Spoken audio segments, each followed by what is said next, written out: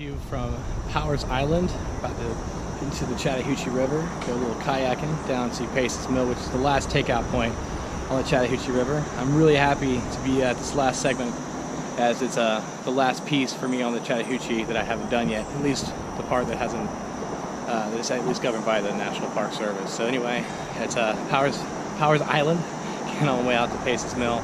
Looking forward to it. See you out there.